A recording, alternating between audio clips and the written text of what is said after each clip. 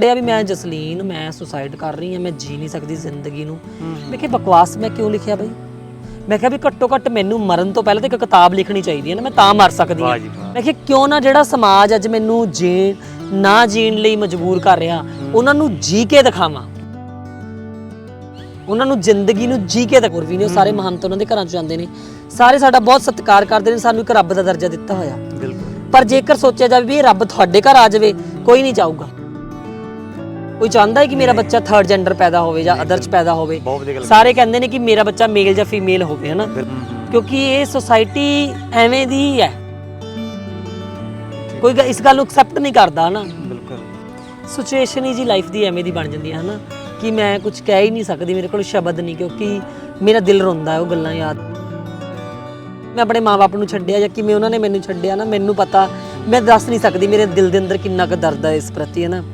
क्योंकि जेकर मैं इस गल नूं बड़ा डीपली दसदी हाँ ना, गलबात करदी हाँ, तो मेरा मन भरदा है ना। एक 14-15 साल का बच्चा जिन्हों अजे दुनिया बारे नहीं पता, है ना, ਉਹਦੇ ਲਈ ਇੱਕ जीना, एक जिंदगी ਨੂੰ, उस जिंदगी तो अलग होके एक जीना बहुत ਵੱਡੀ ਗੱਲ ਆ। ਹਰ ਇੱਕ ਚੀਜ਼ ਨੂੰ ਫੇਸ ਕਰਨਾ, ਹੈ ਨਾ। ਅਸੀਂ ਆਪਣੇ ਘਰ ਤੋਂ ਇੱਕ ਰਾਤ ਬਾਹਰ ਰਹਿਣਾ ਪੈ ਜੇ, ਅਸੀਂ ਆਪਣੇ 100 ਸਮਾਨ ਨਾਲ ਲੈ ਕੇ ਜਾਂਦੇ ਹਾਂ ਨਾ। ਪਰ ਇੱਕ ਬੱਚਾ ਆਪਣਾ ਘਰ-ਬਾਰ ਛੱਡ ਕੇ ਇੱਕ ਨਵੀਂ ਜ਼ਿੰਦਗੀ ਦੀ ਸ਼ੁਰੂਆਤ ਕਰ ਰਿਹਾ ਨਾ, ਤਾਂ ਮੈਂ ਦੱਸ ਸਕਦੀ ਹਾਂ ਕਿ ਮੇਰੀ ਜ਼ਿੰਦਗੀ ਜਿਹੜੀ ਬਹੁਤ ਹੀ ਦੁੱਖਾਂ ਭਰੀ ਜ਼ਿੰਦਗੀ ਰਹੀ ਆ ਨਾ। ਮੈਂ ਆਪਣੀ ਜ਼ਿੰਦਗੀ 'ਚ ਬਹੁਤ ਸਟਰਗਲ ਕੀਤਾ ਹੈ। ਜੇ ਅੱਜ ਮੇਰਾ ਨਾਮ ਜਸਲੀਨ ਆ ਤਾਂ ਕਿਸੇ ਵਜ੍ਹਾ ਦੇ ਕਾਰਨ ਹੈ ਮੇਰਾ ਨਾਮ ਜਸਲੀਨ ਪਟਿਆਲੇ ਵਾਲੀ, ਹੈ ਨਾ। ਸਭ ਤੋਂ ਪਹਿਲਾਂ ਕੀ ਕਰਦੀ ਸੀ ਮੈਂ, ਪਿੰਡ 'ਚ ਕੋਈ ਕੁੱਤਾ ਮਿਲ ਗਿਆ, ਹੈ ਨਾ, ਉਹ ਕੁੱਤਾ ਬਿਮਾਰ ਆ, ਉਹਨੂੰ ਕੀੜੇ ਕੂੜੇ ਪੈ ਗਏ, ਉਹਦੀ ਲੱਤ ਟੁੱਟ ਗਈ, ਉਹਦੀ ਲੱਤ ਤੇ ਇਨਫੈਕਸ਼ਨ ਹੋ ਗਈ, ਕੋਈ ਬਲੱਡ ਹੋ ਗਿਆ, ਬਲੱਡ ਨਿਕਲ ਰਿਹਾ, ਜ਼ਖਮ ਹੋਇਆ, ਪਹਿਲਾਂ ਮੈਂ ਉਹਨੂੰ ਠੀਕ ਕਰਦੀ ਰਹਿੰਦੀ, ਮੈਂ ਆਪ ਹੀ ਸਟਿਚਿੰਗ ਕਰ ਲੈਣੀ ਸੂਈ ਲੈ ਕੇ, ਗਲਵਜ਼ ਲੈ ਆਣੇ, ਗਲਵਜ਼ ਲਿਆ ਕੇ ਉਹਦੀ ਸਟਿਚਿੰਗ। ਮੈਨੂੰ ਬਹੁਤ ਸ਼ੌਂਕ ਸੀਗਾ ਇਸ ਕੰਮਾਂ ਦਾ, ਹੈ ਨਾ। ਜਿਵੇਂ ਤੁਸੀਂ ਪਿੰਡਾਂ ਦੇ ਵਿੱਚ ਜਾਂ ਸ਼ਹਿਰਾਂ ਦੇ ਵਿੱਚ ਵਧਾਈ ਮੰਗਣ ਜਾਂਦੇ ਹੋ, ਜਦੋਂ ਆਪਣੇ ਗੋਦੀ 'ਚ ਬੱਚਾ ਹੁੰਦਾ ਤੁਸੀਂ ਉਹਨੂੰ ਬਹੁਤ ਸਾਰੀਆਂ ਬਲੈਸਿੰਗ ਦੇ ਰਹੇ ਹੁੰਦੇ ਹੋ ਤੇ ਦੁਆਵਾਂ ਦੇ ਰਹੇ ਹੋ, ਕਦੇ ਮਨ ਦੇ ਵਿੱਚ ਅਹਿਸਾਸ ਹੋਇਆ ਹੋਵੇ? ਵੈਸੇ ਸਵਾਲ ਤਾਂ ਥੋੜ੍ਹਾ ਜਿਹਾ ਆਪਾਂ ਕਹਿ ਦਈਏ ਡੂੰਘਾ, ਵੀ ਕਦੇ ਮਨ ਦੇ ਵਿੱਚ ਉਹ ਰੀਝ ਆਈ ਹੋਵੇ, ਕਾਸ਼ ਵੀ ਮੇਰੇ ਲਵੇ ਇੱਦਾਂ ਦਾ ਬੇਬੀ ਹੁੰਦਾ, ਮੈਂ ਵੀ ਉਹਨੂੰ ਬਹੁਤ ਖਲਿਆਉਂਦੀ ਜਾਂ ਖੜਿਆਉਂਦਾ, ਆਪਾਂ ਕਹਿ ਦਈਏ ਵੀ ਬਹੁਤ ਸਾਰੇ ਅਸੀਂ ਲਾਡ ਹੁੰਦੇ ਨੇ। ਦੇਖੋ, ਇਹਦਾ ਪਹਿਲਾ ਸਵਾਲ ਦਾ ਜਵਾਬ ਇਹ ਆ ਕਿ ਮੈਂ ਜਿੰਨੇ ਵੀ ਬੱਚਿਆਂ ਨੂੰ ਪਿਆਰ ਦੇ ਕੇ ਆਉਂਦੀ ਆ ਸਾਰੇ ਹੀ ਮੇਰੇ ਬੱਚੇ ਨੇ, ਹੈ ਨਾ। ਤੁਸੀਂ ਵੀ ਮੈਨੂੰ ਇੱਕ ਇੰਨਾ ਕੁ ਰੱਬ ਨੇ ਦਰਜਾ ਦਿੱਤਾ ਹੋਇਆ ਨਾ, ਜਾਂ ਕਹਿ ਲਓ ਪਰਮਾਤਮਾ ਨੇ, ਮੈਂ ਉਸ ਰੱਬ ਤੋਂ ਡਰ ਕੇ ਕਹਿਣੀ ਆ ਤੁਸੀਂ ਵੀ ਮੇਰੇ ਬੱਚੇ ਹੋ, ਤੁਹਾਡੇ ਬੱਚੇ ਵੀ ਮੇਰੇ ਬੱਚੇ ਨੇ ਨਾ। ਪਰ ਹਾਂ, ਸੋਚਦੀ ਆ ਕਈ ਵਾਰ, ਹੈ ਨਾ, ਇਕੱਲੀ ਬੈਠਦੀ ਆ, ਹੈ ਨਾ, ਜਦ ਕਿਸੇ ਬੱਚੇ ਨੂੰ ਪਿਆਰ ਦਿੰਦੀ ਆ, ਬਲੈਸਿੰਗਸ ਦਿੰਦੀ ਆ ਨਾ, ਸੋਚਦੀ ਰਹਿੰਦੀ ਆ ਕਿ ਰੱਬਾ ਚਲੋ ਤੇਰੇ ਨਿਯਮਸ ਨੇ, ਹੈ ਨਾ, ਕੁਝ ਕਹਿ ਨਹੀਂ ਸਕਦੀ, ਹੈ ਨਾ, ਵੀ ਕਾਸ਼ ਯਾਰ ਮੈਂ ਵੀ ਇੱਕ ਮੰਮੀ ਹੁੰਦੀ ਬੱਚੇ ਦੀ। ਪਰ ਪਰਮਾਤਮਾ ਨੂੰ ਜੋ ਮਨਜ਼ੂਰ। ਮੈਂ ਲੋਕਾਂ ਦੇ ਵਿੱਚ ਇੱਕ ਭਾਵਨਾ ਬਣੀ ਹੋਈ ਆ, ਚਾਹੇ ਤੁਸੀਂ ਗਰੀਬ ਦੇ ਘਰੇ ਜਾਓ, ਜੇ ਤੁਸੀਂ ਅਮੀਰ ਦੇ ਘਰੇ ਜਾਓ, ਕਈ ਵਾਰੀ ਕੋਈ ਗਰੀਬ ਜਿੰਨਾ ਕੋਈ ਅਮੀਰ ਤੁਹਾਨੂੰ ਮਤਲਬ ਬਲੈਸਿੰਗ ਕਹਿ ਦਈਏ ਜਾਂ ਪੈਸਾ ਕਹਿ ਦਈਏ ਜਾਂ ਕੋਈ ਕੱਪੜਾ ਕਹਿ ਦਈਏ, ਉਹ ਦੇ ਇੱਕ ਗਰੀਬ ਦੇ ਨਾ ਸਕੇ। ਤੁਸੀਂ ਉੱਥੇ ਕੋਈ ਕਦੇ ਬਦਦੁਆ ਦੇਖੇ ਹੋ ਜਾਂ ਗੁੱਸੇ ਹੋ ਕੇ? ਨਹੀਂ, ਦੇਖੋ ਮਨ ਤਾਂ ਕਦੇ ਬਦਦੁਆਵਾਂ ਨਹੀਂ ਦਿੰਦੇ ਹੈਗੇ ਜੀ, ਇਹ ਬਿਲਕੁਲ ਸੱਚ ਹੈ। ਦੇਖੋ, ਜਿਹੜਾ ਇਨਸਾਨ ਬਣਿਆ ਹੀ ਪੋਜ਼ਿਟਿਵਿਟੀ ਹੈ, ਉਹ ਨੈਗੇਟਿਵਿਟੀ ਕਿਵੇਂ ਕਰ ਸਕਦਾ, ਹੈ ਨਾ। ਮੈਂ ਤਾਂ ਰੱਬ ਤੋਂ ਡਰ ਕੇ ਕਹਿੰਦੀ, ਮੇਰੇ ਗੁਰੂਆਂ ਨੇ ਤਾਂ ਮੈਨੂੰ ਇੰਨਾ ਕੁ ਸਿਖਾਇਆ, ਹੈ ਨਾ, ਠੀਕ ਹੈ ਨਾ, ਕਿ ਉਹਨਾਂ ਨੇ ਇਹ ਸਿਖਾਇਆ ਵੀ ਜੇ ਭਾਈ ਕਿਸੇ ਦੇ ਘਰ ਆਟਾ ਨਹੀਂ ਤਾਂ ਆਪਣੀ ਝੋਲੀ 'ਚ ਆਟਾ ਪਾਇਆ, ਆਪਾਂ ਤਾਂ ਹੋਰ ਤੋਂ ਮੰਗ ਲਾਂਗੇ। ਠੀਕ ਆ। ਨਹੀਂ, ਇਹ ਮੈਂ ਸਵਾਲ ਇਸ ਕਰਕੇ ਪਿੰਡ ਤੁਹਾਨੂੰ ਖਿੱਚ, ਇੱਕ ਵਹਿਮ ਆ ਵੀ ਇੱਕ ਮਹੰਤ ਸਾਡੇ ਘਰ ਆ ਗਏ, ਵੀ ਅਸੀਂ ਉਹਨੂੰ ਚਾਹੇ ਪਤਾ ਕੀ ਆ ਸਾਡੀ। ਠੀਕ ਆ, ਦੇਖੋ ਜਿਵੇਂ ਮੈਂ ਤੁਹਾਡੇ ਘਰ ਆਈ ਹੈ ਨਾ, ਮੈਂ ਕੀ ਕਹੂੰਗੀ ਨਾ, ਹਾਂਜੀ ਸਤਿ ਸ੍ਰੀ ਅਕਾਲ ਜੀ, ਵਧਾਈਆਂ ਹੋਣ, ਰਾਜੀ ਰਹੋ। ਥੋੜਾ ਅਗਲਾ ਡਰ ਜਾਂਦਾ ਵੀ ਉੱਚੀ ਆਵਾਜ਼ 'ਚ, ਹੈ ਨਾ, ਆਮ ਲੋਕ ਨਾਰਮਲੀ ਗੱਲ ਕਰਦੇ ਨੇ ਆਵਾਜ਼ 'ਚ ਨਾ, ਤਾਂ ਇਸ ਕਰਕੇ ਲੋਕਾਂ 'ਚ ਇਹ ਕਿਤੇ ਨਾ ਕਿਤੇ ਵਹਿਮ ਬਣ ਗਿਆ ਵੀ ਉਹ ਡਰਾ ਦਿੰਦੇ ਨੇ ਆ ਕੇ। ਪਰ ਅਸੀਂ ਤਾਂ ਖੁਸ਼ੀਆਂ ਦੇ ਪਰੌਣੇ ਆ ਜੀ। ਅਸੀਂ ਇਹ ਨਾ ਗੁਲਾਬ ਦਾ ਫੁੱਲ ਕਿਤੇ ਲੱਗਿਆ ਹੁੰਦਾ ਨਾ, ਫੁੱਲ ਬਹੁਤ ਸੋਹਣਾ ਹੈ, ਪਰ ਅਸਲ ਦੇ ਵਿੱਚ ਉਹਦੇ ਥੱਲੇ ਬਹੁਤ ਕੰਡੇ ਹੁੰਦੇ ਨੇ ਨਾ। ਮੈਂ ਇਸ ਲਾਈਫ 'ਚ ਬਹੁਤ ਖੁਸ਼ ਹਾਂ, ਆਪਣੀ ਮਹੰਤਾਂ ਵਾਲੀ ਲਾਈਫ 'ਚ। ਮੇਰੇ ਪੰਜਾਬ ਦੇ ਹੀਰੇ ਚੈਨਲ ਤੇ ਤੁਹਾਡਾ ਸਾਰਿਆਂ ਦਾ ਸਵਾਗਤ ਕਰਦੇ ਹਾਂ ਦੋਸਤੋ। ਅੱਜ ਦੀ ਜੋ ਇੰਟਰਵਿਊ ਆ, ਜਿੰਨੇ ਵੀ ਆਪਾਂ ਪਹਿਲਾਂ ਇੰਟਰਵਿਊਆਂ ਕੀਤੀਆਂ ਨੇ, ਉਹ ਸਾਰੀਆਂ ਇੰਟਰਵਿਊਆਂ ਨਾਲੋਂ ਵੱਖਰੀ ਆ। ਵੱਖਰੀ ਇਸ ਕਰਕੇ ਆ ਕਿਉਂਕਿ ਜਦ ਇੱਕ ਬੱਚਾ ਨੌਜਵਾਨ ਹੋ ਜੇ, ਮਾਂ ਪਿਓ ਨੂੰ ਪਾਲਦੇ ਨੇ, ਪਲੋਸਦੇ ਨੇ, ਅਤੇ ਬਾਅਦ ਦੇ ਵਿੱਚ ਉਹਨੂੰ ਇੱਕ ਕਿੰਨਰ ਸਮਾਜ ਲੈ ਜਾਵੇ, ਇੱਕ ਮਹੰਤ ਜਾਂ ਬਾਬਾ ਜੀ ਲੈ ਜਾਣ, ਤਾਂ ਪਰਿਵਾਰ 'ਤੇ ਕੀ ਬੀਤਦੀ ਆ। ਉਸ ਸਮੇਂ ਪਰਿਵਾਰ ਦੀ ਹਾਲਤ ਕਿਹੋ ਜਿਹੀ ਹੁੰਦੀ ਆ, ਕਿਉਂਕਿ ਜਦੋਂ ਸਾਡੇ ਘਰ ਕੋਈ ਬੱਚਾ ਜਨਮ ਲੈਂਦਾ, ਚਾਹੇ ਬੇਟੀ ਹੈ ਚਾਹੇ ਬੇਟਾ, ਤਾਂ ਬਹੁਤ ਸਾਰੀਆਂ ਆਸਾਂ ਹੁੰਦੀਆਂ ਨੇ ਮਾਂ ਪਿਓ ਦੇ ਕੋਲ ਕਿ ਹਾਂ ਅਸੀਂ ਬੱਚੇ ਨੂੰ ਪੜ੍ਹਾਵਾਂਗੇ, ਲਿਖਾਵਾਂਗੇ, ਇਹ ਬਣਾਵਾਂਗੇ, ਜਦ ਕਿ ਇੱਕ ਕੁਦਰਤ ਉਹਨੂੰ ਕੁਝ ਹੋਰ ਹੀ ਬਣਾ ਬੈਠੇ। ਇੱਕ ਥਰਡ ਜੈਂਡਰ ਦਾ ਉਹਨੂੰ ਇੱਕ ਦਰਜਾ ਦੇ ਦੇ ਕੁਦਰਤ, ਅਤੇ ਫਿਰ ਸਮਾਜ 'ਤੇ ਕੀ ਉਹ ਉਸ ਸਮਾਜ ਦੇ ਨਾਲ ਉਹ ਬੱਚਾ ਕਿਹੋ ਜਿਹੀਆਂ ਸਮੱਸਿਆ ਦਾ ਸਾਹਮਣਾ ਕਰਦਾ, ਕੀ ਉਹਨੂੰ ਦਿੱਕਤਾਂ ਆਉਂਦੀਆਂ ਨੇ। ਅਤੇ ਇੱਕ ਪਰਿਵਾਰ ਦੇ ਵਿੱਚੋਂ ਬੱਚਾ ਇੰਨੀਆਂ ਸੁੱਖ ਸਹੂਲਤਾਂ ਮਾਣਦਾ ਹੋਇਆ ਇੱਕ ਮਹੰਤ ਜੀ ਨਾਲ ਜਾ ਕੇ ਉੱਥੇ ਆਪਣੀ ਨਵੀਂ ਜ਼ਿੰਦਗੀ ਦੀ ਸ਼ੁਰੂਆਤ ਕਰਦਾ, ਘਰ ਦੇ ਵਿੱਚ ਵਧਾਈਆਂ ਮੰਗਦੇ ਨੇ, ਤਾਂ ਉਹਨਾਂ ਦੀ ਲਾਈਫ ਕਿਹੋ ਜਿਹੀ ਆ, ਕੀ ਉਹਨਾਂ ਦੇ ਵਿੱਚ ਸਟਰਗਲ ਆ, ਜਾਂ ਕਿੱਦਾਂ ਦਾ ਉਹਨਾਂ ਦਾ ਮਾਹੌਲ ਹੁੰਦਾ, ਜਾਂ ਇਸ ਜ਼ਿੰਦਗੀ ਦਾ ਜਾਂ ਉਹ ਜ਼ਿੰਦਗੀ ਦਾ ਕਿੰਨਾ ਕੁ ਫਰਕ ਆ। ਅੱਜ ਆਪਾਂ ਸਾਰੀਆਂ ਗੱਲਾਂ ਕਰਾਂਗੇ। ਤੇ ਸਾਡੇ ਨਾਲ ਮੈਡਮ ਜਸਲੀਨ ਪਟਿਆਲਾ ਜੀ ਬਹੁਤ ਫੇਮਸ ਨੇ, ਅਕਸਰ ਹੀ ਸੁਰਖੀਆਂ ਵਿੱਚ ਰਹਿੰਦੇ ਨੇ। ਆਓ ਹੁਣ ਆਪਾਂ ਉਹਨਾਂ ਦਾ ਸਵਾਗਤ ਕਰੀਏ। ਮੈਡਮ ਸਵਾਗਤ ਕਰਦੇ ਹਾਂ। ਬਹੁਤ ਬਹੁਤ ਸਤਿ ਸ਼੍ਰੀ ਅਕਾਲ ਧੰਨਵਾਦ ਜੀ। ਸਤਿ ਸ਼੍ਰੀ ਅਕਾਲ ਜੀ, ਧੰਨਵਾਦ ਤੁਹਾਡਾ ਬਹੁਤ। ਸੀ ਤੇ ਤੁਸੀਂ ਐਕਟਿਵ ਬਹੁਤ ਰਹਿੰਦੇ ਹੋ। ਅਸੀਂ ਕਿਸੇ ਵੀ ਇੰਟਰਵਿਊ ਦੇ ਵਿੱਚ ਦੇਖ ਲਈਏ, ਕੋਈ ਜਾਂ ਸਮਾਜਿਕ ਮੁੱਦਾ ਦੇਖ ਲਈਏ, ਜਾਂ ਜਿਵੇਂ ਆਪਣੇ ਪਿੱਛੇ ਕਿਸਾਨੀ ਮੁੱਦਾ ਬਹੁਤ ਵੱਡੇ ਪੱਧਰ ਤੇ ਹੋਇਆ, ਤੇ ਜਿਹੜੀ ਤੁਹਾਡੀ ਐਕਟਿਵ ਆ ਤੇ ਗੱਲਬਾਤ ਆ, ਮਤਲਬ ਹਰ ਇੱਕ ਨੂੰ ਖਿੱਚਦੀ ਆ, ਤੇ ਇਹਦੇ ਲਈ ਅਸੀਂ ਥੋੜਾ ਮਤਲਬ ਇੱਕ ਐਪਰੀਸ਼ੀਏਟ ਕਰਦੇ ਹਾਂ। ਥੈਂਕ ਯੂ ਜੀ, ਬਹੁਤ ਬਹੁਤ ਧੰਨਵਾਦ। ਚੰਗਾ ਲੱਗਦਾ ਮੈਨੂੰ ਵੀ ਬੋਲਣਾ ਹੈ ਨਾ ਜੀ। ਮੈਂ ਵੀ ਹਰੇਕ ਮਸਲੇ ਤੇ ਗੱਲ ਕਰਦੀ ਰਹਿੰਦੀ ਹਾਂ, ਚਾਹੇ ਉਹ ਸਰਕਾਰਾਂ ਹੋਣ, ਸਾਡੀ ਨੌਜਵਾਨੀ ਹੋਵੇ, ਨਸ਼ਿਆਂ ਨੂੰ ਲੈ ਕੇ ਹੋਵੇ ਹੈ ਨਾ, ਜਾਂ ਨੌਕਰੀਆਂ ਨੂੰ ਲੈ ਕੇ ਹੋਵੇ ਹੈ ਨਾ, ਜਾਂ ਵਾਤਾਵਰਨ ਸੰਬੰਧੀ ਹੋਵੇ, ਚਾਹੇ ਉਹ ਸਾਡਾ ਕਿਸਾਨੀ ਮੋਰਚਾ ਸੀ, ਚਾਹੇ ਕਿਸੇ ਦੀ ਕੋਈ ਪਰਸਨਲ ਹੱਕ ਨੇ, ਮੈਂ ਉਹਨਾਂ ਪਿੱਛੇ ਵੀ ਤਕਰੀਬਨ ਆਲਮੋਸਟ ਮੈਂ ਸਾਰਿਆਂ ਨਾਲ ਖੜਦੀ ਹਾਂ ਤਾਂ ਖੜਦੀ ਰਹਾਂਗੀ, ਹੱਕ ਤੇ ਸੱਚ ਲਈ ਬੋਲਦੀ ਹਾਂ ਤੇ ਬੋਲਦੀ ਰਹਾਂਗੀ।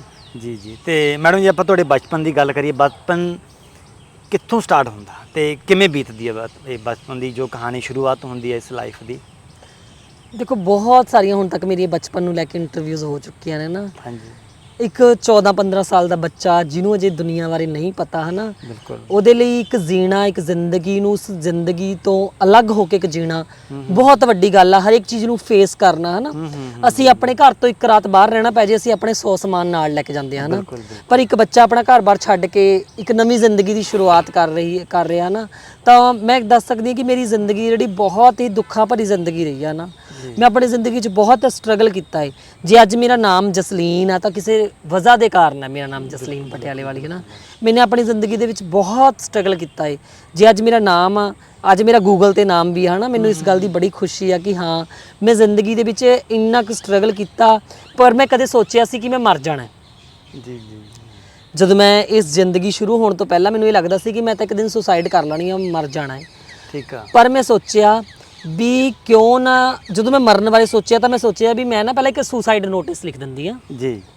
ਤਾਂ ਮੈਂ ਸੁਸਾਈਡ ਨੋਟਿਸ ਲਿਖਣ ਲੱਗੀ, ਮੈਂ ਅੱਧਾ ਕੁ ਮਤਲਬ ਕਿ ਪੇਜ ਲਿਖਿਆ। ਮੈਂ ਥੱਕੀ ਹੋਈ ਸੀ, ਤਾਂ ਮੇਰਾ ਸਰੀਰ ਥਕਾਵਟ ਮੰਨ ਰਿਹਾ ਸੀ, ਮੈਂ ਸੋ ਗਈ। ਉਸ ਤੋਂ ਬਾਅਦ ਜਦੋਂ ਮੈਂ ਉੱਠੀ ਤਾਂ ਮੈਂ ਪੜ੍ਹਿਆ ਵੀ ਮੈਂ ਜਸਲੀਨ, ਮੈਂ ਸੁਸਾਈਡ ਕਰ ਰਹੀ ਹਾਂ, ਮੈਂ ਜੀ ਨਹੀਂ ਸਕਦੀ ਜ਼ਿੰਦਗੀ ਨੂੰ। ਮੈਂ ਕਿਹਾ ਬਕਵਾਸ, ਮੈਂ ਕਿਉਂ ਲਿਖਿਆ ਬਈ? ਮੈਂ ਕਿਹਾ ਵੀ ਘੱਟੋ ਘੱਟ ਮੈਨੂੰ ਮਰਨ ਤੋਂ ਪਹਿਲਾਂ ਤਾਂ ਇੱਕ ਕਿਤਾਬ ਲਿਖਣੀ ਚਾਹੀਦੀ ਹੈ ਨਾ, ਮੈਂ ਤਾਂ ਮਰ ਸਕਦੀ ਹਾਂ। ਵਾਹ ਜੀ ਵਾਹ। ਠੀਕ। ਮੈਂ ਕਿਹਾ ਕਿਤਾਬ ਲਿਖਣ ਦਾ ਮੇਰੇ ਕੋਲ ਟਾਈਮ ਨਹੀਂ ਹੈਗਾ, ਅਜੇ ਮੈਂ ਇੰਨੇ ਕੰਮ ਕਰਦੀ ਰਹਿੰਦੀ ਹਾਂ ਸਾਰਾ ਦਿਨ, ਸੋਸ਼ਲ ਮੀਡੀਆ ਤੇ ਇਹ ਉਹ ਨਾ। ਮੈਂ ਕਿਹਾ ਕਿਉਂ ਨਾ ਜਿਹੜਾ ਸਮਾਜ ਅੱਜ ਮੈਨੂੰ ਜੀਣ ਲਈ ਮਜਬੂਰ ਕਰ ਰਿਹਾ, ਉਹਨਾਂ ਨੂੰ ਜੀ ਕੇ ਦਿਖਾਵਾਂ। ਵਾਹ ਜੀ। ਉਹਨਾਂ ਨੂੰ ਜ਼ਿੰਦਗੀ ਨੂੰ ਜੀ ਕੇ ਦਿਖਾਵਾਂ। ਜੀ। ਸੋ ਮੈਂ ਬਹੁਤ ਸੰਘਰਸ਼ ਕਰਿਆ ਹੈ ਨਾ, ਬਹੁਤ ਔਖਾ ਸੀ ਮੇਰੇ ਲਈ ਜੀਣਾ, ਮੇਰੇ ਮੰਮੀ ਡੈਡੀ ਲਈ, ਮੇਰੇ ਭੈਣ ਭਰਾਵਾਂ ਲਈ, ਸਾਰਿਆਂ ਲਈ ਫੇਸ ਕਰਨਾ ਸੋਸਾਇਟੀ ਨੂੰ। ਬੜਾ ਖੈਰ ਅੱਜ ਵੀ ਮੁਸ਼ਕਲ ਹੀ ਹੈ ਨਾ, ਚਲੋ ਖੈਰ ਕੁਛ ਹੱਦ ਤੱਕ ਸੋਸਾਇਟੀ 'ਚ ਵੀ ਫਰਕ ਪੈ ਗਿਆ।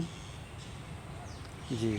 ਤੇ ਜਦੋਂ ਆਪਾਂ ਇਸ ਇੱਕ ਕਿੰਨਰ ਸਮਾਜ ਦੇ ਨਾਲ ਜੁੜਦੇ ਹਾਂ, ਜਾਂ ਆਪਾਂ ਨੂੰ ਪਤਾ ਲੱਗਦਾ ਵੀ ਹਾਂ ਅਸੀਂ ਇੱਕ ਥਰਡ ਜੈਂਡਰ ਦੀ ਸੁਸਾਇਟੀ 'ਚ ਆਉਂਦੇ ਹਾਂ, ਉਸ ਸਮੇਂ ਪਰਿਵਾਰ ਦੇ ਉੱਪਰ ਕੀ ਕਹਾਣੀ ਬੀਤੀ, ਪਰਿਵਾਰ ਦੇ ਵਿੱਚ ਕੀ ਮਾਹੌਲ ਬਣਿਆ? ਦੇਖੋ ਜੀ, ਅੱਜ ਜੇਕਰ ਮੈਂ ਗੱਲ ਕਰਾਂ ਨਾ, ਕਿੰਨੇ ਹੀ ਲੋਕ ਨੇ, ਪਬਲਿਕ ਸਾਰੀ ਦੁਨੀਆ ਹੈ ਨਾ। ਬਿਲਕੁਲ ਬਿਲਕੁਲ। ਮੈਂ ਸਭ ਦੇ ਘਰ ਜਾਂਦੀ ਹਾਂ, ਜਾਂ ਮੇਰੇ ਨਾਲ ਦੇ ਜਿਹੜੇ ਮੇਰੀ ਹੋਰ ਮੇਰੇ ਰੂਪ ਦੇ, ਜਾਂ ਮੈਂ ਉਹਨਾਂ ਦੇ ਰੂਪ ਦੀ ਹਾਂ, ਜਿਹੜੇ ਮੇਰੇ ਰੂਪ ਦੇ ਹੋਰ ਵੀ ਨੇ, ਉਹ ਸਾਰੇ ਮਹੰਤ ਉਹਨਾਂ ਦੇ ਘਰਾਂ 'ਚ ਜਾਂਦੇ ਨੇ। ਸਾਰੇ ਸਾਡਾ ਬਹੁਤ ਸਤਿਕਾਰ ਕਰਦੇ ਨੇ, ਸਾਨੂੰ ਇੱਕ ਰੱਬ ਦਾ ਦਰਜਾ ਦਿੱਤਾ ਹੋਇਆ। ਬਿਲਕੁਲ। ਪਰ ਜੇਕਰ ਸੋਚਿਆ ਜਾਵੇ ਵੀ ਇਹ ਰੱਬ ਤੁਹਾਡੇ ਘਰ ਆ ਜਾਵੇ, ਕੋਈ ਨਹੀਂ ਚਾਹੂਗਾ। ਕੋਈ ਚਾਹੁੰਦਾ ਹੈ ਕਿ ਮੇਰਾ ਬੱਚਾ ਥਰਡ ਜੈਂਡਰ ਪੈਦਾ ਹੋਵੇ ਜਾਂ ਅਦਰ 'ਚ ਪੈਦਾ ਹੋਵੇ। ਸਾਰੇ ਕਹਿੰਦੇ ਨੇ ਕਿ ਮੇਰਾ ਬੱਚਾ ਮੇਲ ਜਾਂ ਫੀਮੇਲ ਹੋਵੇ, ਹੈ ਨਾ। ਬਿਲਕੁਲ ਬਿਲਕੁਲ। ਕਿ ਮੇਰਾ ਬੇਬੀ ਬॉय ਜਾਂ ਗਰਲ ਹੋਵੇ, ਉਹ ਅਦਰ 'ਚ ਨਾ ਹੋਵੇ, ਕਿਉਂਕਿ ਇਹ ਸੋਸਾਇਟੀ ਐਵੇਂ ਦੀ ਹੀ ਹੈ। ਕੋਈ ਇਸ ਗੱਲ ਨੂੰ ਐਕਸੈਪਟ ਨਹੀਂ ਕਰਦਾ ਨਾ। ਬਿਲਕੁਲ। ਬਸ ਇਹ ਚੱਕਰ ਹੈ ਜੀ। ਨਹੀਂ, ਜਦੋਂ ਤੁਹਾਡਾ ਇੱਕ ਪਰਿਵਾਰ ਦੇ ਵਿੱਚੋਂ, ਜਦੋਂ ਇਹ ਆਪਾਂ ਤੁਹਾਨੂੰ ਮਹੰਤ ਜਾਂ ਅਸੀਂ ਬਾਬਾ ਜੀ ਕਹਿ ਦਈਏ, ਜਾਂ ਇੱਕ ਕਿੰਨਰ ਸੁਸਾਇਟੀ ਕਹਿ ਦਈਏ, ਉਹ ਜਦੋਂ ਤੁਹਾਨੂੰ ਪਰਿਵਾਰ ਦੇ ਵਿੱਚੋਂ ਲੈ ਕੇ ਆਏ, ਉਸ ਸਮੇਂ ਪਰਿਵਾਰ ਦੇ ਵਿੱਚ ਕੀ ਕਹਾਣੀ, ਮਤਲਬ ਕਿਵੇਂ ਉਹ ਸਮੇਂ ਨੂੰ ਆਪਣੇ ਆਪ ਨੂੰ ਸੰਭਾਲਿਆ, ਜਾਂ ਮਾਂ ਪਿਓ ਕਿਵੇਂ ਸੰਭਲੇ ਉਸ ਸਮੇਂ ਦੇ ਵਿੱਚ? ਸਿਚੁਏਸ਼ਨ ਹੀ ਜੀ ਲਾਈਫ ਦੀ ਐਵੇਂ ਦੀ ਬਣ ਜਾਂਦੀ ਹੈ ਨਾ, ਕਿ ਮੈਂ ਕੁਝ ਕਹਿ ਹੀ ਨਹੀਂ ਸਕਦੀ, ਮੇਰੇ ਕੋਲ ਸ਼ਬਦ ਨਹੀਂ, ਕਿਉਂਕਿ ਮੇਰਾ ਦਿਲ ਰੋਂਦਾ ਉਹ ਗੱਲਾਂ ਯਾਦ ਕਰਕੇ, ਹੈ ਨਾ। ਮੇਰੇ ਬਹੁਤ ਸਾਰੇ ਇੰਟਰਵਿਊਜ਼ 'ਚ ਮੈਂ ਰੋਣ ਲੱਗ ਜਾਂਦੀ ਹਾਂ ਨਾ। ਮੈਂ ਆਪਣੇ ਆਪ ਨੂੰ ਬਹੁਤ ਕਵਰ ਕਰਕੇ ਰੱਖਦੀ ਹਾਂ, ਫਿਰ ਵੀ ਨਾ ਮੇਰੇ ਦਿਲ ਦੇ ਅੰਦਰ ਬਹੁਤ ਦੁੱਖ ਹੈ ਨਾ, ਕਿ ਕਿਵੇਂ ਮੈਂ ਆਪਣੇ ਮਾਂ-ਬਾਪ ਨੂੰ ਛੱਡਿਆ, ਜਾਂ ਕਿਵੇਂ ਉਹਨਾਂ ਨੇ ਮੈਨੂੰ ਛੱਡਿਆ ਨਾ। ਮੈਨੂੰ ਪਤਾ, ਮੈਂ ਦੱਸ ਨਹੀਂ ਸਕਦੀ ਮੇਰੇ ਦਿਲ ਦੇ ਅੰਦਰ ਕਿੰਨਾ ਕੁ ਦਰਦ ਹੈ ਇਸ ਪ੍ਰਤੀ, ਹੈ ਨਾ। ਕਿਉਂਕਿ ਜੇਕਰ ਮੈਂ ਇਸ ਗੱਲ ਨੂੰ ਬੜਾ ਡੀਪਲੀ ਦੱਸਦੀ ਆ ਨਾ, ਗੱਲਬਾਤ ਕਰਦੀ ਆ, ਤਾਂ ਮੇਰਾ ਮਨ ਭਰਦਾ ਇਸ ਗੱਲਾਂ ਤੇ ਨਾ। ਚਲੋ ਖੈਰ, ਜੋ ਪਰਮਾਤਮਾ ਦੇ ਇੱਕ ਨਿਯਮ ਨੇ ਨਾ, ਨਿਯਮ ਨੂੰ ਤਾਂ ਮੰਨਣਾ ਪੈਣਾ। ਜੇ ਹੁਣ ਧੁੱਪ ਦੇ ਵਿੱਚ ਮੀਂਹ ਵੀ ਪੈਣ ਲੱਗ ਜਾਂਦਾ ਤਾਂ ਇਹ ਕਾਨੂੰਨ ਹੈ ਇੱਕ ਪਰਮਾਤਮਾ ਦਾ, ਰੂਲ ਇਜ਼ ਰੈਗੂਲੇਸ਼ਨਸ ਹੈ ਨਾ, ਕਾਨੂੰਨ ਨੇ ਪਰਮਾਤਮਾ ਦੇ, ਬਸ ਉਹਦੀ ਮੌਜ ਹੈ ਜੀ, ਉਹਦੀ ਰਜ਼ਾ ਹੈ। ਠੀਕ। ਫਿਰ ਸਟੱਡੀ ਕਿੱਥੇ ਕੀਤੀ ਤੁਸੀਂ? ਮੈਂ ਨਰਸਿੰਗ ਦੀ ਸਟੱਡੀ ਕਰ ਰੱਖੀ ਹੈ ਜੀ। ਅੱਛਾ ਜੀ। ਮੈਂ ਨਰਸਿੰਗ ਦੀ ਸਟੱਡੀ ਕੀਤੀ ਹੋਈ ਆ ਨਾ। ਮੈਂ ਟ੍ਰੇਨਿੰਗ ਵੀ ਕੀਤੀ ਆ ਪ੍ਰਾਈਵੇਟ ਕਾਲਜ ਤੋਂ, ਜਿੱਥੇ ਤੱਕ ਲੱਗਦਾ ਮੈਨੂੰ ਵੀ ਮੈਂ ਕਿਹਦੇ ਨਾਲ ਅੱਛੀ ਐਜੂਕੇਸ਼ਨ ਦੇ ਨਾਲ ਨਾਲ ਮੇਰੇ ਕੋਲ ਅੱਛਾ ਐਕਸਪੀਰੀਅੰਸ ਵੀ ਹੈ ਜੀ। ਮੈਂ ਸਮਾਜ ਦੇ ਵਿੱਚ ਕੁਝ ਅੱਛੀ ਪੋਸਟ ਤੇ ਜਾਣਾ ਸੀ, ਜਾਂ ਜਿੱਦਾਂ ਤੁਸੀਂ ਨਰਸਿੰਗ ਦੀ ਸਟੱਡੀ ਕਹਿ ਰਹੇ ਹੋ ਵੀ ਮੈਂ ਇੱਕ ਅੱਛੀ ਨਰਸ ਬਣਨਾ ਸੀ, ਉਹ ਮਨ ਦੇ ਵਿੱਚ ਸੁਪਨਾ ਰਿਹਾ ਹੋਵੇ ਜਾਂ ਉਹਦਾ ਕਦੇ ਅਫਸੋਸ ਹੋਇਆ ਹੋਵੇ? ਨਹੀਂ, ਦੇਖੋ ਜ਼ਿੰਦਗੀ ਜਿਹੜੀ ਮੇਰੀ ਨਰਸਿੰਗ ਦੀ ਸਟੱਡੀ ਹੈ ਨਾ ਜੀ, ਨਰਸਿੰਗ ਦਾ ਅਰਥ ਸੇਵਾ ਹੁੰਦਾ ਹੈ ਨਾ। ਬਿਲਕੁਲ। ਇਹ ਸ਼ੁਰੂ ਹੀ ਸੇਵਾ ਤੋਂ ਹੋਈ ਸੀ। ਸਭ ਤੋਂ ਪਹਿਲਾਂ ਕੀ ਕਰਦੀ ਸੀ ਮੈਂ, ਪਿੰਡ 'ਚ ਕੋਈ ਕੁੱਤਾ ਮਿਲ ਗਿਆ ਹਨਾ, ਉਹ ਕੁੱਤਾ ਬਿਮਾਰ ਆ, ਉਹਨੂੰ ਕੀੜੇ ਕੂੜੇ ਪੈ ਗਏ, ਉਹਦੀ ਲੱਤ ਟੁੱਟ ਗਈ, ਉਹਦੀ ਲੱਤ ਤੇ ਇਨਫੈਕਸ਼ਨ ਹੋ ਗਈ, ਕੋਈ ਬਲੱਡ ਹੋ ਗਿਆ, ਬਲੱਡ ਨਿਕਲ ਰਿਹਾ, ਜ਼ਖਮ ਹੋਇਆ, ਪਹਿਲਾਂ ਮੈਂ ਉਹਨੂੰ ਠੀਕ ਕਰਦੀ ਰਹਿੰਦੀ, ਮੈਂ ਆਪ ਹੀ ਸਟਿਚਿੰਗ ਕਰ ਲੈਣੀ ਸੂਈ ਲੈ ਕੇ। ਓਕੇ। ਗਲਵਜ਼ ਲੈ ਆਣੇ, ਗਲਵਜ਼ ਲਿਆ ਕੇ ਉਹਦੀ ਸਟਿਚਿੰਗ। ਮੈਨੂੰ ਬਹੁਤ ਸ਼ੌਂਕ ਸੀਗਾ ਇਸ ਕੰਮਾਂ ਦਾ ਹਨਾ, ਸੇਵਾ ਦਾ, ਤੇ ਮੈਂ ਚਾਹੁੰਦੀ ਸੀ ਕਿ ਮੈਂ ਇੱਕ ਅੱਛੀ ਵੈਲ ਐਜੂਕੇਟਡ ਨਰਸ ਬਣਾ, ਤਾਂ ਜੋ ਮੈਂ ਲੋਕਾਂ ਦੀ ਸੇਵਾ ਕਰ ਸਕਾਂ ਹਨਾ। ਫਿਰ ਜਿਉਂ-ਜਿਉਂ ਮੈਂ ਵੱਡੀ ਹੋਈ, ਮੇਰਾ ਰੁਝਾਨ ਆ ਜਿਹੜਾ ਉਹ ਰਾਜਨੀਤੀ ਵੱਲ ਚਲਿਆ ਗਿਆ ਕਿ ਮੈਨੂੰ ਚੰਗਾ ਲੱਗਦਾ ਰਾਜਨੀਤਿਕ 'ਚ, ਮਤਲਬ ਕਿ ਮੈਂ ਇੱਕ ਰਾਜਨੀਤਿਕ ਹੋਣੀ ਚਾਹੀਦੀ ਸੀ ਨਾ। ਪਰ ਮੈਂ ਸੋਚਦੀ ਰਹਿੰਦੀ ਹਾਂ ਕਿ ਮੇਰੇ ਕੋਲ NGO, ਮੈਂ ਸੋਚਦੀ ਹਾਂ ਵੀ ਆਉਣ ਵਾਲੇ ਕੁਝ ਟਾਈਮ ਤੱਕ ਮੈਂ ਕੋਈ NGO ਬਣਾਉਂਗੀ ਹਨਾ, ਬਣਾਉਂਗੀ, ਸੋਚਦੀ ਰਹਿੰਦੀ ਹਾਂ ਬਣਾਉਂਗੀ। ਹੁਣ ਦੇਖਦੇ ਅੱਗੇ ਕੀ ਬਣਦਾ, ਇਹ ਸਮਾਂ ਦੱਸੂਗਾ। ਠੀਕ ਆ। ਤੇ ਜਿਵੇਂ ਤੁਸੀਂ ਪਿੰਡਾਂ ਦੇ ਵਿੱਚ ਜਾਂ ਸ਼ਹਿਰਾਂ ਦੇ ਵਿੱਚ ਵਧਾਈ ਮੰਗਣ ਜਾਂਦੇ ਹੋ, ਜਦੋਂ ਆਪਣੇ ਗੋਦੀ 'ਚ ਬੱਚਾ ਹੁੰਦਾ, ਤੁਸੀਂ ਉਹਨੂੰ ਬਹੁਤ ਸਾਰੀਆਂ ਬਲੇਸਿੰਗ ਦੇ ਰਹੇ ਹੁੰਦੇ ਹੋ ਤੇ ਦੁਆਵਾਂ ਦੇ ਰਹੇ ਹੋ, ਕਦੇ ਮਨ ਦੇ ਵਿੱਚ ਅਹਿਸਾਸ ਹੋਇਆ ਹੋਵੇ? ਵੈਸੇ ਸਵਾਲ ਤਾਂ ਥੋੜ੍ਹਾ ਜਿਹਾ ਆਪਾਂ ਕਹਿ ਦਈਏ ਡੂੰਘਾ, ਕਿ ਵੀ ਕਦੇ ਮਨ ਦੇ ਵਿੱਚ ਉਹ ਰੀਝ ਆਈ ਹੋਵੇ, ਕਾਸ਼ ਵੀ ਮੇਰੇ ਲਵੇ ਇਦਾਂ ਦਾ ਬੇਬੀ ਹੁੰਦਾ, ਮੈਂ ਵੀ ਉਹਨੂੰ ਬਹੁਤ ਖਲਿਆਉਂਦੀ ਜਾਂ ਖੜਿਆਉਂਦਾ, ਆਪਾਂ ਕਹਿ ਦਈਏ ਵੀ ਬਹੁਤ ਸਾਰੇ ਅਸੀਂ ਲਾਡ ਹੁੰਦੇ ਨੇ। ਦੇਖੋ, ਇਹਦਾ ਪਹਿਲਾ ਸਵਾਲ ਦਾ ਜਵਾਬ ਇਹ ਆ ਕਿ ਮੈਂ ਜਿੰਨੇ ਵੀ ਬੱਚਿਆਂ ਨੂੰ ਪਿਆਰ ਦੇ ਕੇ ਆਉਂਦੀ ਆ, ਸਾਰੇ ਹੀ ਮੇਰੇ ਬੱਚੇ ਨੇ ਹਨਾ। ਤੁਸੀਂ ਵੀ ਮੈਨੂੰ ਇੱਕ ਇੰਨਾ ਕੁ ਰੱਬ ਨੇ ਦਰਜਾ ਦਿੱਤਾ ਹੋਇਆ ਨਾ, ਜਾਂ ਕਹਿ ਲਓ ਪਰਮਾਤਮਾ ਨੇ, ਮੈਂ ਉਸ ਰੱਬ ਤੋਂ ਡਰ ਕੇ ਕਹਿਣੀ ਆ, ਤੁਸੀਂ ਵੀ ਮੇਰੇ ਬੱਚੇ ਹੋ, ਤੁਹਾਡੇ ਬੱਚੇ ਵੀ ਮੇਰੇ ਬੱਚੇ ਨੇ ਨਾ। ਪਰ ਹਾਂ, ਸੋਚਦੀ ਆ ਕਈ ਵਾਰ ਹਨਾ, ਕੱਲੀ ਬੈਠਦੀ ਆ ਹਨਾ, ਜਦ ਕਿਸੇ ਬੱਚੇ ਨੂੰ ਪਿਆਰ ਦਿੰਦੀ ਆ, ਬਲੇਸਿੰਗਸ ਦਿੰਦੀ ਆ ਹਨਾ, ਸੋਚਦੀ ਰਹਿੰਦੀ ਆ ਕਿ ਰੱਬਾ ਚਲੋ ਤੇਰੇ ਨਿਯਮਸ ਨੇ ਹਨਾ, ਕੁਝ ਕਹਿ ਨਹੀਂ ਸਕਦੀ ਹਨਾ, ਵੀ ਕਾਸ਼ ਯਾਰ ਮੈਂ ਵੀ ਇੱਕ ਮੰਮੀ ਹੁੰਦੀ ਬੱਚੇ ਦੀ ਹਨਾ। ਠੀਕ ਹੈ। ਪਰ ਪਰਮਾਤਮਾ ਨੂੰ ਜੋ ਮਨਜ਼ੂਰ। ਜੀ ਜੀ ਜੀ। ਤੇ ਤੁਹਾਡਾ ਨਾਮ ਸੁਰਖੀਆਂ 'ਚ ਆ, ਜਸਲੀਨ ਪਟਿਆਲਾ। ਜਸਲੀਨ ਪਟਿਆਲਾ, ਇਹਦੇ ਪਿੱਛੇ ਕਿੰਨਾ ਕੁ ਸਟਰਗਲ ਆ, ਕਿੰਨੀ ਕੁ ਮਿਹਨਤ ਆ, ਇਸ ਨਾਂ ਨੂੰ ਬਣਾਉਣ ਲਈ ਕਿੰਨਾ ਕੁ ਟਾਈਮ ਲੱਗਿਆ? ਬਹੁਤ ਟਾਈਮ ਲੱਗਿਆ ਇਸ ਨਾਮ ਨੂੰ ਬਣਾਉਣ ਲਈ ਹਨਾ। ਮੈਂ ਬਹੁਤ ਧਰਨਿਆਂ 'ਚ ਜਾਂਦੀ ਸੀ ਹਨਾ, ਮੈਂ ਚਾਹੁੰਦੀ ਸੀ, ਮੈਨੂੰ ਇਹ ਨਹੀਂ ਸੀ ਕਿ ਮੇਰਾ ਨਾਮ ਬਣੇ ਉਸ ਟਾਈਮ। ਬਿਲਕੁਲ। ਮੈਨੂੰ ਤਾਂ ਸਿਰਫ ਇੱਕ ਇਹ ਸੀ ਕਿ ਮੈਂ ਲੋਕਾਂ ਦੇ ਹੱਕ ਸੱਚ ਲਈ ਲੜਨਾ ਹੈ। ਜਦੋਂ ਮੇਰਾ ਨਾਮ ਆਲਰੇਡੀ ਬਣ ਗਿਆ, ਮੈਨੂੰ ਉਦੋਂ ਪਤਾ ਲੱਗਿਆ ਕਿ ਹਾਂ ਯਾਰ, ਜਸਲੀਨ ਤਾਂ ਕੋਈ ਚੀਜ਼ ਸੀ। ਪਤਾ ਨਹੀਂ ਲੱਗਿਆ? ਮੈਨੂੰ ਨਹੀਂ ਪਤਾ ਲੱਗਿਆ, ਇਹ ਸੱਚ ਹੈ ਬਿਲਕੁਲ। ਮੈਂ ਬਾਈ ਗੋਡ ਇਸ ਗੱਲ ਨੂੰ ਪਰਮਾਤਮਾ ਨੂੰ ਹਾਜ਼ਰ ਨਾਜ਼ਰ ਮੰਨ ਕੇ ਗੱਲ ਦੱਸ ਰਹੀ ਹਾਂ। ਮੈਨੂੰ ਖੁਦ ਨੂੰ ਵੀ ਨਹੀਂ ਪਤਾ ਲੱਗਿਆ ਕਿ ਜਸਲੀਨ ਪਟਿਆਲਾ ਕਦੋਂ ਬਣ ਗਈ। ਵਾਹ ਜੀ। ਪਤਾ, ਮੈਂ ਸਟਰਗਲ ਬਹੁਤ ਕੀਤਾ, ਇਹ ਗੱਲ ਬਿਲਕੁਲ ਸੱਚ ਹੈ। ਠੀਕ ਆ। ਸਟਰਗਲ ਦੀ ਕੋਈ ਡੈਫੀਨੇਸ਼ਨ, ਕੋਈ ਪਰਿਭਾਸ਼ਾ? ਦੇਖੋ, ਮੈਂ ਨਰਸਿੰਗ ਦੀ ਪੜ੍ਹਾਈ ਕਰ ਰਹੀ ਸੀ ਨਾ। ਠੀਕ ਆ। ਨਾਲ ਮੈਂ ਕਾਲਜ ਜਾਣਾ, ਫਿਰ ਮੈਂ ਉਸ ਤੋਂ ਬਾਅਦ ਡਿਊਟੀ ਕਰਨੀ ਹਸਪੀਟਲ 'ਚ, ਟ੍ਰੇਨਿੰਗ ਕਹਿੰਦੇ ਜਿਹਨੂੰ, ਕਲੀਨਿਕਲ ਕਹਿੰਦੇ ਨੇ ਨਾ। ਫਿਰ ਉਸ ਤੋਂ ਬਾਅਦ ਮੈਂ ਹੋਮ ਕੇਅਰ ਕਰਨ ਜਾਣਾ। ਠੀਕ ਹੈ। ਫਿਰ ਉਸ ਤੋਂ ਬਾਅਦ ਮੈਂ ਗੁਰੂ ਘਰ ਸੇਵਾ ਕਰਨ ਵੀ ਜਾਣਾ ਹਨਾ। ਠੀਕ ਹੈ। 24 ਘੰਟਿਆਂ ਦੇ ਵਿੱਚ 4 ਕੰਮ ਹੋ ਗਏ। ਪਹਿਲਾਂ ਮੈਂ ਕਾਲਜ ਜਾਣਾ, ਕਾਲਜ ਤੋਂ ਬਾਅਦ ਮੈਂ ਹਸਪੀਟਲ ਜਾਣਾ, ਹਸਪੀਟਲ ਤੋਂ ਬਾਅਦ ਮੈਨੇ ਹੋਮ ਕੇਅਰ ਕਰਨੀ, ਫਿਰ ਮੈਂ ਗੁਰੂ ਘਰ ਜਾਣਾ, ਫਿਰ ਮੈਂ ਸੌਣਾ ਉਸ ਤੋਂ ਬਾਅਦ। ਠੀਕ ਆ। ਕਿ ਮੈਂ ਪੜ੍ਹਾਈ, ਦੇਖੋ ਇੱਕ ਬੱਚਾ ਕਾਲਜ ਜਾ ਰਿਹਾ, ਉਹ ਆਪਣੀ ਫੀਸ ਪੇ ਕਰਨ ਲਈ ਆਪਣੀ ਟ੍ਰੇਨਿੰਗ ਵੀ ਕਰ ਰਿਹਾ, ਫਿਰ ਆਪਣੀ ਫੀਸ ਪੇ ਕਰਨ ਲਈ ਹੋਮ ਕੇਅਰ ਕਰ ਰਿਹਾ ਨਾ, ਕਿਸੇ ਬਜ਼ੁਰਗ ਨੂੰ ਸਾਂਭਣਾ, ਜਾ ਕੇ ਉਹਦੀ ਕੇਅਰ ਕਰਨੀ, ਉਹਨੂੰ ਪ੍ਰੋਪਰ ਨਰਸਿੰਗ ਕੇਅਰ ਦੇਣੀ ਹੈ ਨਾ। ਬਹੁਤ ਵੱਡੀ ਗੱਲ ਆ, ਬਹੁਤ ਸਟਰਗਲ ਕੀਤਾ ਮੈਂ ਇਸ ਗੱਲ ਨਾਲ। ਠੀਕ। ਇਹ ਜਿੰਨਾ ਤੁਸੀਂ ਸਟਰਗਲ ਕਹਿ ਰਹੇ ਹੋ, ਇਹ ਸਾਰਾ ਕੁਝ ਇਸ ਲਾਈਫ ਤੋਂ ਪਹਿਲਾਂ ਦਾ ਜਾਂ ਬਾਅਦ ਦਾ?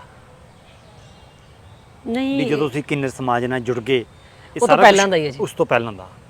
ਤੇ ਤੁਸੀਂ ਇਸ ਲਾਈਫ ਦਾ ਜਾਂ ਉਹ ਲਾਈਫ ਦੂਜੀ ਜਿਹੜੀ ਆਪਣੀ ਆਮ ਘਰੇਲੂ ਲਾਈਫ ਆ, ਉਹਦੇ ਵਿੱਚ ਕਿੰਨਾ ਕੁ ਡਿਫਰੈਂਸ ਸਮਝਦੇ ਹੋ, ਤੇ ਕਿੰਨਾ ਕੁ ਅੰਤਰ ਆ, ਤੇ ਕਿੰਨਾ ਕੁ ਤੁਹਾਨੂੰ ਅੰਤਰ ਮਹਿਸੂਸ ਹੋਇਆ ਜਦੋਂ ਤੁਸੀਂ ਇੱਧਰ ਜੁੜ ਗਏ? ਦੇਖੋ, ਇਹ ਲਾਈਫ ਦਾ ਸਭ ਤੋਂ ਵੱਡਾ ਅੰਤਰ ਤਾਂ ਮੈਂ ਇਹ ਕਹਿ ਸਕਦੀ ਹਾਂ ਕਿ ਕਹਿ ਲਓ ਨਾ ਵੀ ਜਿਵੇਂ ਹਨਾ ਗੁਲਾਬ ਦਾ ਫੁੱਲ ਕਿਤੇ ਲੱਗਿਆ ਹੁੰਦਾ ਨਾ, ਫੁੱਲ ਬਹੁਤ ਸੋਹਣਾ ਹੈ ਪਰ ਅਸਲ ਦੇ ਵਿੱਚ ਉਹਦੇ ਥੱਲੇ ਬਹੁਤ ਕੰਡੇ ਹੁੰਦੇ ਨੇ ਨਾ।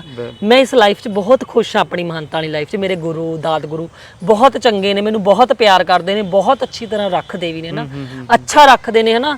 ਮੈਂ ਸੋਚਦੀ ਹਾਂ ਵੀ ਸ਼ਾਇਦ ਜੇ ਮੈਂ ਕਿਸੇ ਹੋਰ ਦੇ ਕੋਲ ਹੁੰਦੀ, ਮੈਨੂੰ ਸ਼ਾਇਦ ਇੰਨਾ ਕੋਈ ਨਹੀਂ ਪਿਆਰ ਕਰ ਸਕਦਾ ਸੀ, ਪਰ ਕਿਤੇ ਨਾ ਕਿਤੇ ਹਨਾ ਆਪਣਾ ਪਰਿਵਾਰ ਹਨਾ, ਚਲੋ ਖੈਰ ਅੱਜ ਮੇਰਾ ਮਹੰਤ ਸਮਾਜ ਹੀ ਮੇਰਾ ਪਰਿਵਾਰ ਆ ਹਨਾ, ਉਹੀ ਮੇਰਾ ਸਾਰਾ ਕੁਛ ਆ। ਕਿਤੇ ਨਾ ਪਰ ਕਿਤੇ ਨਾ ਕਿਤੇ ਪਰਿਵਾਰ ਦੀ ਜਿਹੜੀ ਘਾਟ ਆ ਉਹ ਮਹਿਸੂਸ ਹੁੰਦੀ ਹੈ।